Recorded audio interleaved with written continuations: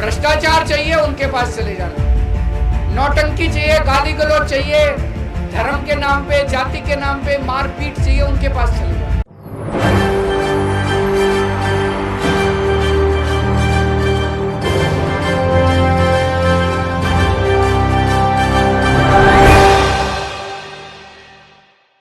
नमस्कार, मैं नाज़मीन खान और आप देख रहे हैं SPN 9 न्यूज। दिल्ली के मुख्यमंत्री अरविंद केजरीवाल को 2 नवंबर में ईडी की पूछताछ के लिए जाना था। ईडी दफ्तर पहुंचना था, लेकिन अरविंद केजरीवाल नहीं पहुंचते हैं, जिसके बाद लगातार सरकारी एजेंसियों के खिलाफ, केंद्र सरकार के खिलाफ होने वाले 5 राज्यों में विधानसभा चुनाव को देखते हुए राज्यों में जा भी रहे हैं और केंद्र सरकार पर निशाना भी साध रहे हैं। आपको बता दें कि जब मध्य प्रदेश के सिंगरौली में अरविंद केजरीवाल पहुंचे थे तो सीधे तौर पर चुनौती देते हुए नजर आए थे कि आप यहां पर अरविंद केजरीवाल के शरीर को तो गिरफ्तार कर सकते हैं, लेकिन अरविंद केजरीवाल के विचारों को गिरफ्तार कैसे करेंगे। अब ठीक उसी तरह से छत्तीसगढ़ में भी अरविंद केजरीवाल पहुंचे, रोड शो करते हुए नजर आए, वहां से भी सरकारी एजेंसियों को घेरते हुए दिखाई दिए। इतना ही नहीं, केंद्र सरकार पर लगातार हमलावर भी साबित हुए। यहां पर इनका रौद्र रूप दिखाई दिया। अरविंद केजरीवाल लगातार शांत व्यक्ति के रूप में देखे जाते हैं। एक ऐसे मुख्यमंत्री हैं जो दिल्ली में विकास को लेकर आगे आते हैं, काम की बात करते हैं, योजनाओं को लेकर काम करते हैं, लेकिन देखा जाता है कि कई योजनाओं पर रोक लगाने का काम केंद्र सरकार ने उपराज्यपाल के तहत करवाया है। अब इसी बात का उजागर करते हुए अरविंद केजरीवाल कहते हैं कि कई यहाँ पर केस मेरे खिलाफ दाखिल किए गए, मेरी पार्टी के खिलाफ भी दाखिल किए गए, लेकिन यहाँ पर कोई भी सबूत पेश नहीं कर पाया। अब इस मामले में शराब घोटाले को लेकर मनीष सिसोदिया, संजय सिंह के बाद अरविंद केजरीवाल को दोबारा समन भेजने की तैयारियों में ईडी अधिकारी हैं। उससे पहले अरविंद केजरीवाल क्या कुछ कह रहे हैं, देखिए जरा। भारत माता की इनकलाब, वंदे। सबसे पहले मैं आपको बहुत बहुत शुक्रिया अदा करना चाहता हूं।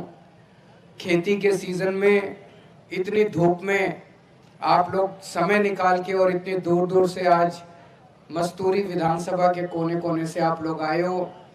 मैं देख रहा हूँ बहुत सारी माएँ, बहनें, बेटियां अपने अपने बच्चों के साथ भी, छोटे छोटे बच्चों के साथ भी आए हुए हैं।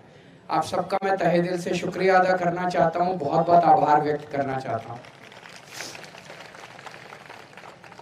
दोस्तों, हमारी छोटी सी पार्टी है और 10 साल हुए बने हुए। बहुत बड़ी पार्टी है, आपके दिल में बहुत बड़ी है। 2 राज्यों में 10 साल में, नई नई जब पार्टियां बनती हैं 10-10 साल, 15-15 साल लग जाते हैं एक MLA बनाने में। लेकिन ऊपर वाले की कुछ कृपा थी, ऊपर वाले का आशीर्वाद था कि हमारी पार्टी 10 साल पुरानी पार्टी 2 राज्यों के अंदर सरकार बन गई आम आदमी पार्टी की। दिल्ली में, पंजाब में, गुजरात में 5 MLA आ गए, गोवा में 2 MLA आ गए और तेजी से बढ़ती जा रही है, तेजी से। क्यों? ऐसा नहीं कि केजरीवाल से प्यार है, ऐसा नहीं कि भगवंत मान से प्यार है, ऐसा नहीं कि आम आदमी पार्टी से प्यार है। हमारा काम हर पूरे देश के कोने कोने में पहुंच रहा है, पूरे देश के कोने कोने में। अकेली पार्टी है जो आपके बच्चों को, आज मैं ये कहने आया हूं कि मैं आपसे वोट मांगने नहीं आया, एक मौका मांगने के लिए आया हूं। मैं आपके बच्चों को अच्छी शिक्षा दूंगा, अच्छे स्कूल बनवा दूंगा आपके बच्चों के लिए। ये जितने माँ बहनें खड़ी हैं, वैसे तो बाप को भी अपने बच्चों की चिंता होती है, लेकिन माँ को ज्यादा चिंता होती है अपने बच्चों की, है कि नहीं है? मैं आपको कहना चाहता हूं, कोई पार्टी आके ये बोल नहीं सकती 75 साल हो गए देश को आजाद हुए। एक पार्टी ने 75 साल में चुनाव में आके ये कहा हो कि मैं आपके बच्चों के लिए अच्छे स्कूल बना दूंगा, बता देना किसी पार्टी ने आज तक आके ये नहीं कहा। अगर अच्छे स्कूल बन गए होते, अगर हमारे बच्चों को अच्छी शिक्षा मिल गई होती, आज हमारा देश गरीब नहीं होता। हमारे देश में कोई परिवार गरीब नहीं होता।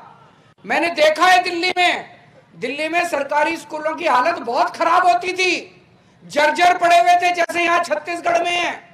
बुरा हाल था, कभी कांग्रेस कभी बीजेपी, कभी कांग्रेस कभी बीजेपी। एक दिन जनता खड़ी हो गई और जनता ने दोनों पार्टियों को उखाड़ के फेंक दिया और आम आदमी पार्टी को वोट दे दिया।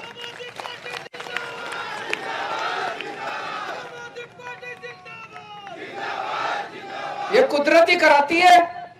कुदरत ने अपनी झाड़ू चलाई, ऊपर वाले ने अपनी झाड़ू चलाई, जनता खड़ी हो गई, ईमानदार पार्टी आम आदमी पार्टी की सरकार आ गई। 5 साल में भाई साहब सारे स्कूल, जितने सरकारी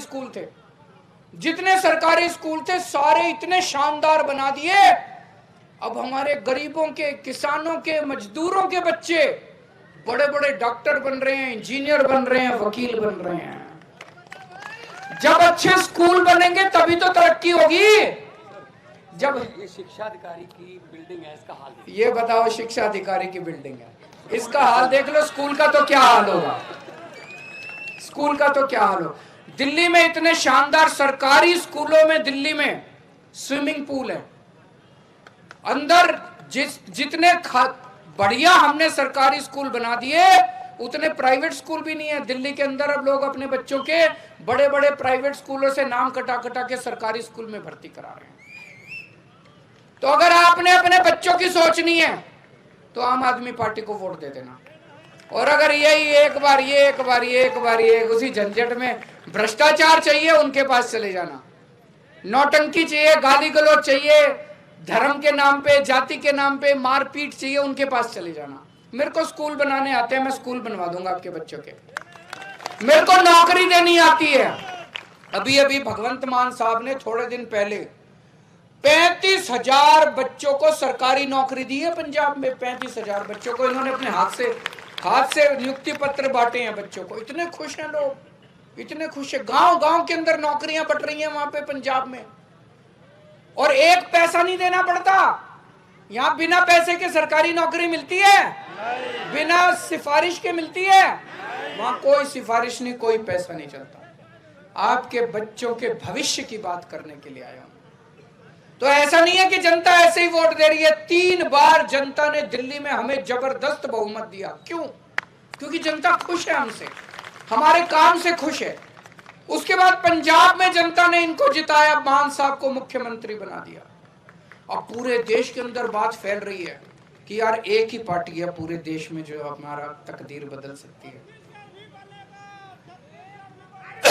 तो आपसे मैं कहने के लिए आया हूं, हम 10 साल हो गए देश में 2 राज्यों में पार्टियां चला रहे हैं, लेकिन पैसे नहीं है हमारे पास। हम ऐसे ही नुक्कड़ पे जाते हैं। कभी देखा 2 मुख्यमंत्री आपसे वोट मांगने आए हो? आपका मुख्यमंत्री कभी वोट मांगने आया? 2 मुख्यमंत्री आपसे वोट मांगने आए हैं। आप जो वोट मांगने आया उसी को तो माँ भी दूध उसी को बच्चे को तभी पिलाती है जब वो दूध मांगता है कि नहीं है? तो जब वो वोट ही मांगने नहीं आए तो उनको वोट क्यों दोगे? वोट उसी को दो जो मांगने के लिए आया है। तो आपको अपने भविष्य की चिंता है, अपने परिवार के भविष्य की। हमने दिल्ली के अंदर, पंजाब के अंदर इतने मोहल्ला क्लिनिक खोल दिए, सबका इलाज मुफ्त कर दिया, सबका, अमीर हो चाहे गरीब हो। शानदार अस्पताल बना दिए, मोहल्ला क्लिनिक गली गली गांव में बना दिए। आके देखो, कभी दिल्ली आके देखो, आपका भी इलाज फ्री कर दूंगा अगर आप एक मौका। अरविंद केजरीवाल के इन शब्दों के माध्यम से तो यही तय होता है कि अरविंद केजरीवाल की गिरफ्तारी इतनी आसान नहीं है। ईडी अधिकारियों को अरविंद केजरीवाल से पूछताछ तो करनी होगी और वो करेंगे भी, लेकिन खाली हाथ निकलेंगे। जब अप्रैल के महीने में सीबीआई अधिकारियों ने अरविंद केजरीवाल से पूछताछ की थी तो यहाँ पर वो सबूत इकट्ठा नहीं कर पाए थे जिस बिना पर अरविंद केजरीवाल को वो गिरफ्तार कर सके। यानी कि 56 सवालों की बात करें तो 56 सवालों में विजय नायर की बात हुई थी, यहाँ पर अमित अरोड़ा की बात हुई थी, लेकिन सबूतों की बात नहीं हुई थी। सिर्फ इतनी बातें यहाँ पर होती हुई नजर आई थी। अरविंद केजरीवाल ने इनसे मुलाकात की, अरविंद केजरीवाल ने इन कारोबारियों से फ़ोन पर बातचीत की, मनीष सिसोदिया से मिलने के लिए कहा गया, यहाँ पर अपना करीबी बताया गया, यहाँ पर पैसे लिए गए, लेकिन अभी तक ना तो सीबीआई अधिकारी ना ईडी अधिकारी कोई भी सबूत कोर्ट में पेश कर पाया है। अब इस पूरे मामले को लेकर अरविंद केजरीवाल तो साफ तौर पर यही बता रहे हैं कि यहाँ पर उनकी गिरफ्तारी तो नामुमकिन है। आपको क्या लगता है कमेंट सेक्शन में जरूर बताएं। धन्यवाद।